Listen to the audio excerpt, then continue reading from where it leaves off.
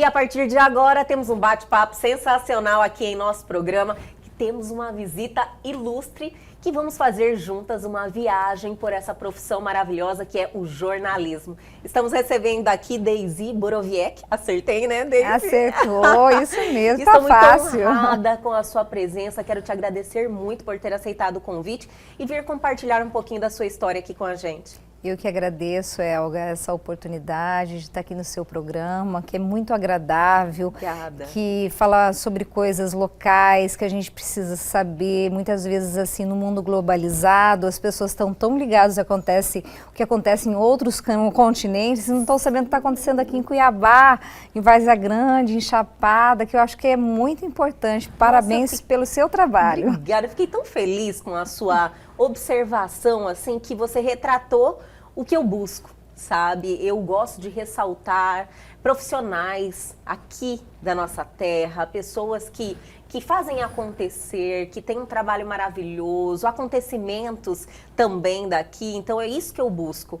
E você captou certinho, deu uma olhadinha ali, eu vi você dando uma olhada, você falou, nossa senhora, é tão gostoso poder, né, a gente ter essa oportunidade de mostrar o que nós temos de bom, pessoas e acontecimentos aqui de Cuiabá e Mato Grosso. Sim, Mato Grosso é, sabe, um estado onde tem 3 biomas, né, nós temos o Cerrado, o Pantanal, a Amazônia, são belezas naturais, assim, infindáveis, desde que você tenha uma disposição para fazer trilhas, para rodar, e um carro bom para entrar nas matas, fazer um off-road. Às vezes me dá umas ideias, mas eu falo, olha, é uma missão, né? Sim, sim.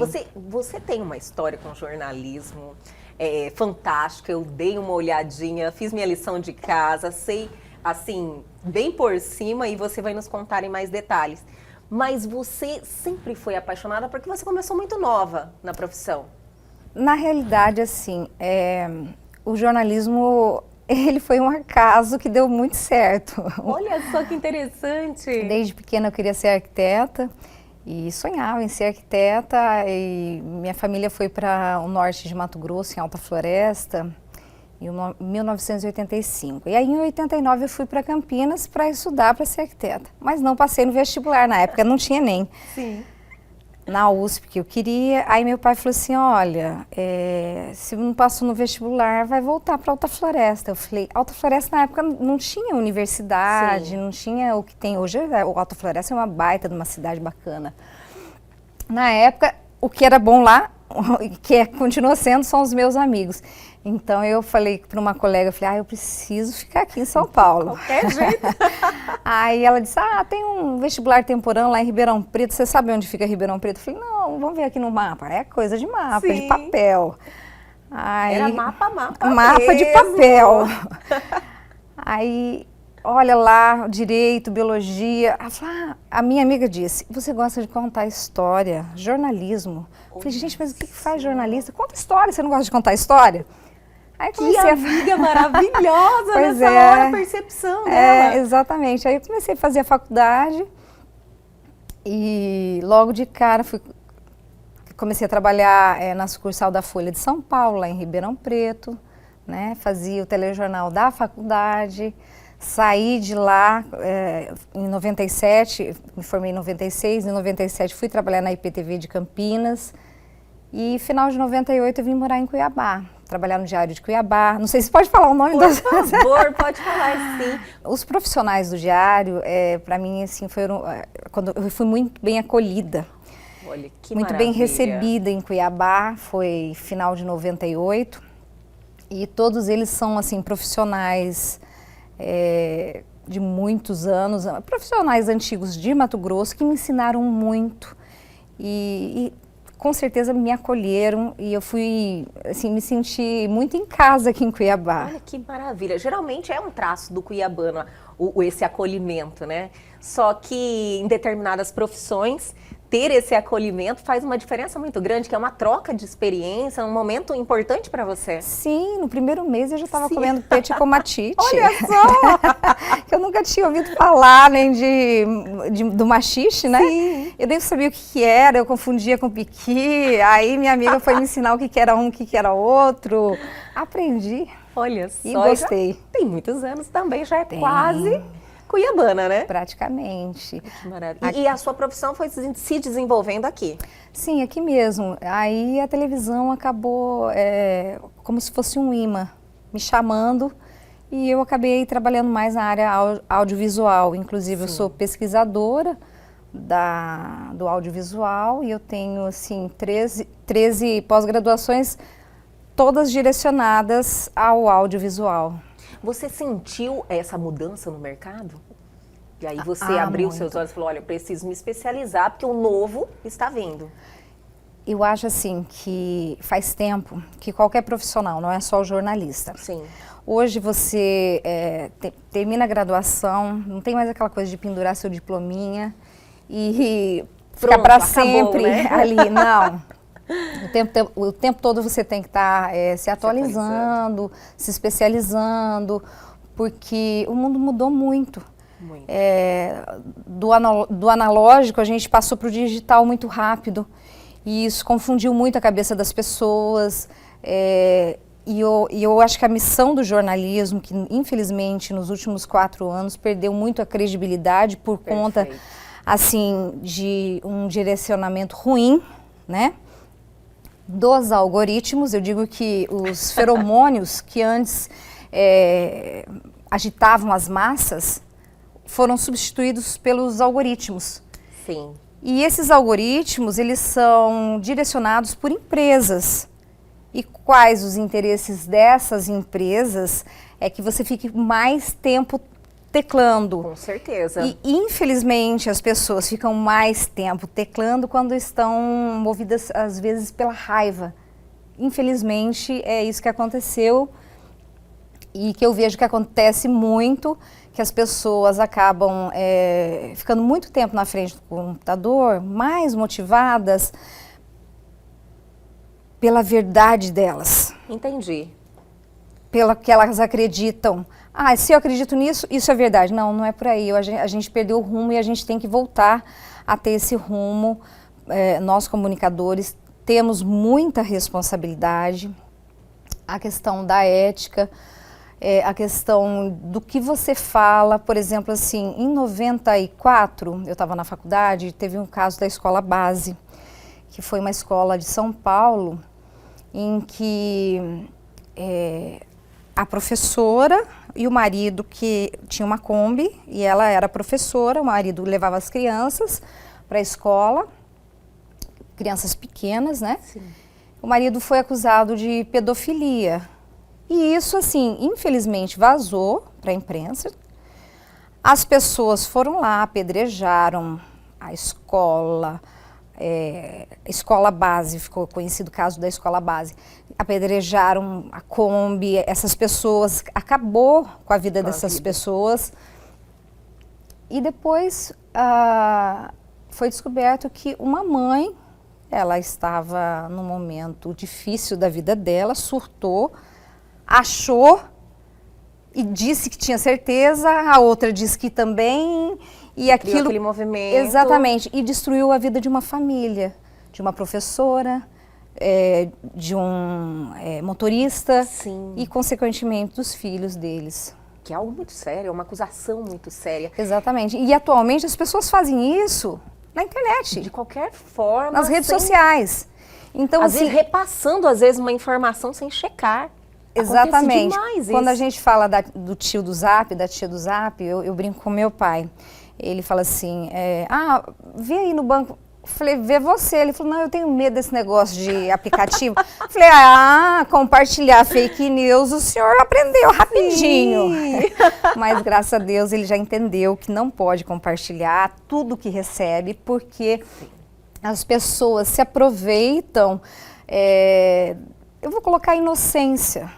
Não, mas em uma grande parte ainda é inocente. Sim, se é da inocência, a pessoa olha aquilo, acha que é verdade e repassa. Sim. Não repasse. Toma cuidado, porque você pode destruir a vida de uma outra pessoa por conta de um boato, de uma fofoca. É uma fofoca que de uma sempre verdade existiu, né? distorcida. Sim. Ou de uma mentira descarada. E existem empresas que são produtoras, que fazem esse tipo de trabalho, e existem os bots, né, que são os robôs que distribuem essas informações falsas. Eu acredito que isso é um momento muito delicado, né? As pessoas precisam serem orientadas para como sair dessa situação. Porque eu acredito que falta ainda orientação para as pessoas. Falta mais que orientação, Sim. falta vontade das pessoas em entender que isso está errado. Falta É uma responsabilidade de cada um? Falta humildade de reconhecer. Não, peraí, eu não estudei comunicação, eu não sei o que são algoritmos, eu não vou, se eu não sei mexer no aplicativo do banco, se eu tenho dúvida de algum outro tipo de aplicativo no meu celular, por que eu confio tanto em coisas que chegam de paraquedas, entre aspas, né? Sim. Na minha rede social? Sim. Eu acho que você tem que desconfiar de tudo que chega até você e principalmente assim observar se você não vai comprometer a vida de outra pessoa, uma comunidade. Como eu contei a história da escola base, Sim. que sim foi responsabilidade de um jornalista, sim ele se retratou recentemente na TV, mas a gente tem uma entidade que nos responsabiliza por isso, só que a internet ainda ela está se organizando na questão de leis e responsabilização de quem compartilha fake news. Muitas pessoas, pelo termo ser em inglês, não tem noção exatamente do que é uma fake news. Muitas pessoas me perguntam, o que é uma fake verdade. news? Fake news é uma notícia falsa, mas Sim. notícia falsa não existe, porque ou é notícia ou é mentira. Então é uma informação distorcida ou é uma mentira descarada para manipular a opinião pública. Infelizmente, é um recurso muito efetivo e a gente tem que entender que frear esse movimento não vai ser algo fácil. Então, eu acredito que as pessoas que têm que assumir essa responsabilidade, né? Eu mesma fui vítima de uma fake news. A pessoa criou uma página como se fosse com meu nome, meu sobrenome, o local que eu trabalho e tudo. E, assim, por um acaso, alguém me falou. Alertou? Olha sim, só. isso virou inquérito policial. E a pessoa, claro que são grupos, né? A pessoa me ameaçou de morte, dizendo que sabia onde que eu trabalhava, o horário que eu buscava meu filho na escola, onde eu morava. Isso tudo me assustou muito, porque a polícia não sabe de onde vem essa ameaça. Isso é um problema. Se ela é real ou se ela veio só para me assustar e me calar. Não sei. Sim. O que te motiva? Olha, eu vou te falar de um trabalho recente que a gente fez lá na TV Assembleia, muito bacana, que foi uma expedição fluvial durante 5 dias, que a gente pegou aqui da barragem do Manso e desceu de barco até o Rio São Lourenço. Foram 5 dias puxados, assim.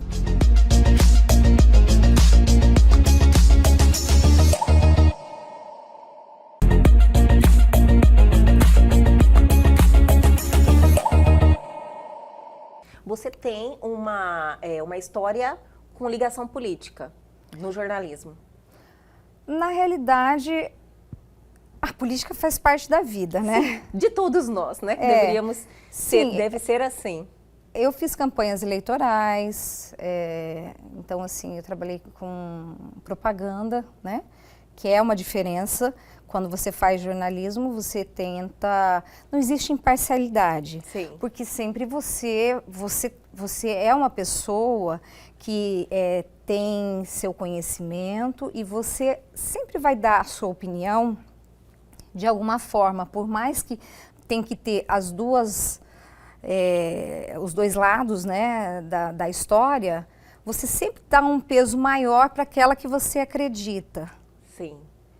E principalmente agora, tem uma pesquisadora, o nome dela é Lúcia Santaella, ela fala muito sobre isso, que nós jornalistas não podemos ser imparciais, principalmente diante de notícias distorcidas e de mentiras em formato de informação.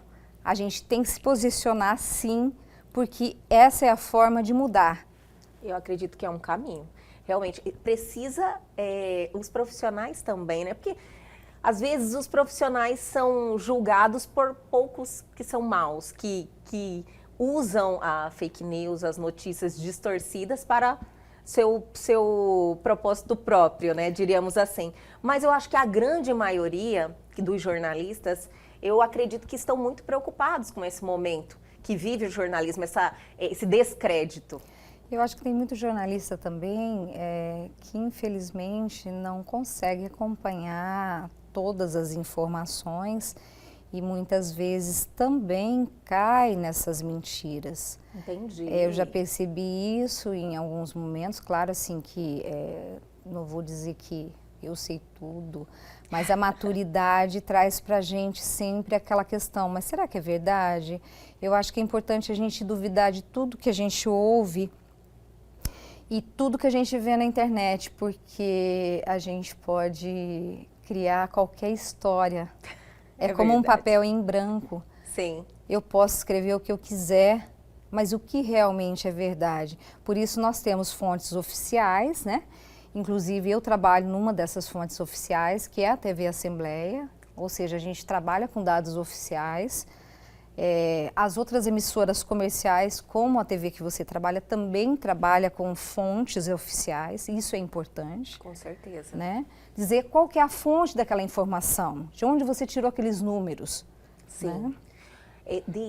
Daisy, eu percebi que você, como jornalista, você experimentou muitas vertentes, muitas facetas da profissão, que te trouxe, eu acredito, uma experiência muito grande, você conseguiu desenvolver, chegar aonde você está agora. Você até videomaker, você fez um curso? Na realidade foram vários cursos. Na Sim. época eu tinha que ir para São Paulo fazer curso de edição, de captação de imagem, ou seja, uma série de cursos. Atualmente, os youtubers, eu tenho um artigo científico publicado sobre essa situação como videomaker, né? Sim. E de repente eu fui atropelada pelos youtubers.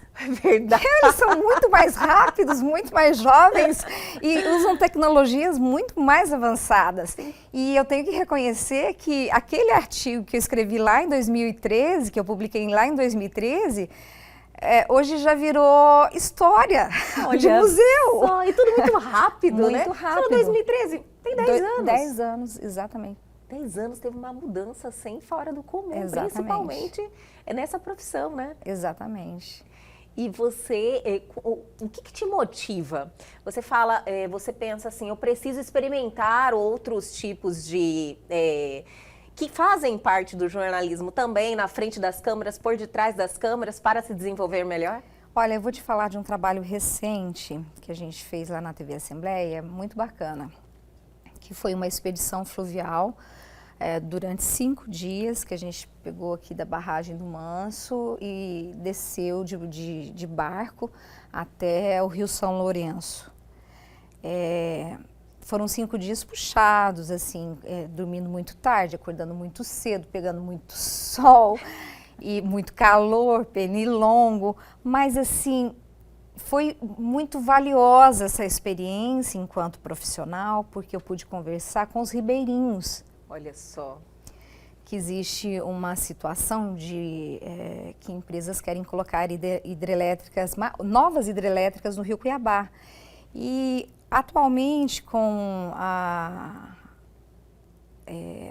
possibilidade de você ter energia fotovoltaica, eu tenho até na minha casa, porque né, o prefeito de Acorizal também está colocando lá na cidade energia fotovoltaica. A gente tem abundância em luz solar aqui em Mato Grosso. Eu acho que talvez está na hora da gente pensar que em outras alternativas. Sim. E eu ouvi desses ribeirinhos o quanto eles sofreram com a primeira barragem. Eu não vou falar o nome para não ter processo em cima de mim. Já, né? Mas quem quiser assista o documentário que está na TV Assembleia. Ai, e eu aí, vou assistir, eu não sei aí se lá tive eu posso dizer tudo.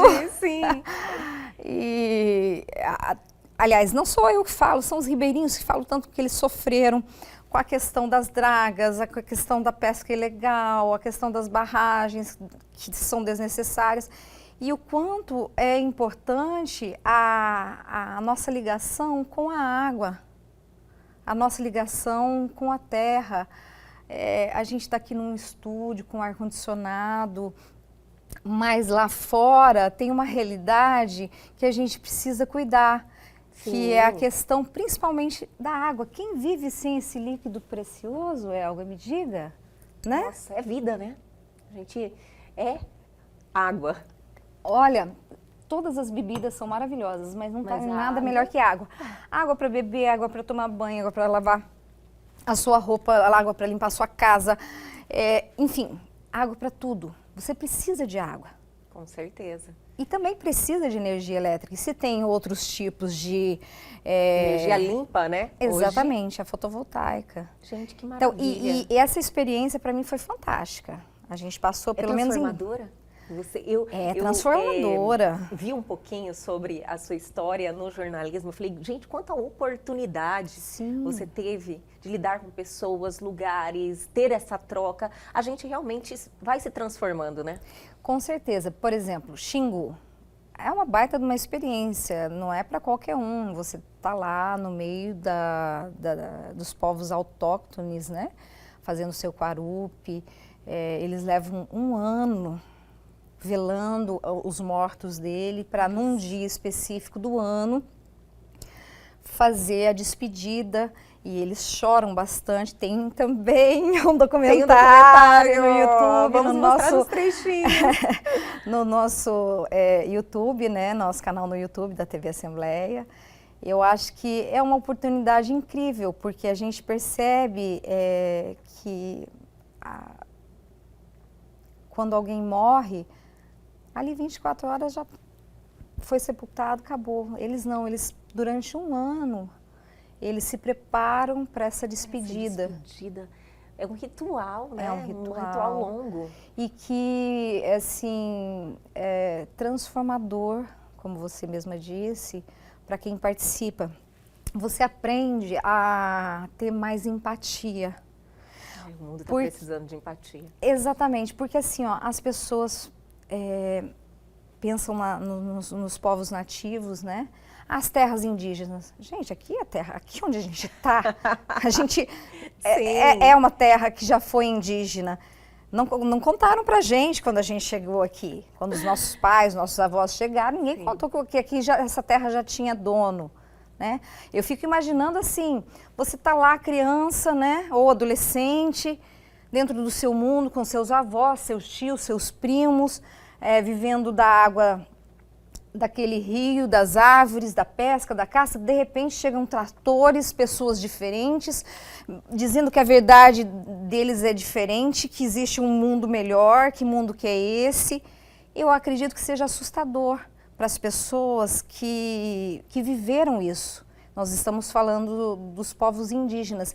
E então, assim, é interessante você ler Daniel Munduruku, que é uma referência nacional, Ailton Krenak, para você entender um pouquinho sobre a relação dos povos nativos com a terra e como é que eles enxergam a colonização, que não foi uma coisa fácil para eles e difícil para muitas pessoas que chegaram e que não entendem isso. Mas basta se colocar no lugar deles. Você teve esse despertar aí através da sua profissão, com essa Com oportunidade certeza, de fazer com esse certeza. documentário, de estar perto. Sim, com certeza. Porque isso realmente é algo que existe, que é real, a gente tem o conhecimento, mas acaba passando batido na vida das pessoas, né? E também, Elga, é importante saber quem são essas famílias que vieram do sul do país, assim como a minha família veio. Vieram em busca de quê? De uma esperança, sim, de trabalho, de terra, né? Sim. Porque as pessoas, elas, como eu acabei de falar, as pessoas precisam de terra, de água para viver. E a terra e a água é um patrimônio de todos nós. Sim, Ela não pode ter um dono único, né? com certeza. O ser humano ele tem que aprender a ter gratidão, não só pelos seus antepassados, mas também pela terra, pela água, pela comida, pelo trabalho. Falta gratidão nas pessoas. Entendi. Infelizmente. Não dá para assim dizer, um país ou uma comunidade melhor que a outra. Em alguns aspectos eles se destacam, mas infelizmente os seres humanos eles são falhos, assim como eu também sou em muitas coisas. Não valorizam mesmo, né? Mas eu acho que a gente tem que partir do princípio da humildade e estar aberto ao aprendizado. Eu tenho muito a aprender Sim. com você, assim como eu posso te ensinar alguma coisa. Com certeza. É só a gente estar aberta a isso. Ai, Deise, já estouramos nosso tempo aqui, mas eu realmente adorei esse contato com você, essa troca, saber um pouquinho da sua história, me inspirar em você. Muito obrigada por ter nos concedido esse tempo e estar aqui com a gente. Gratidão a você. E volte sempre. Obrigada. Eu vou assistir seus documentários. Opa, todo mundo, hein, por favor. Vou colocar um trechinho aqui. Muito obrigada novamente.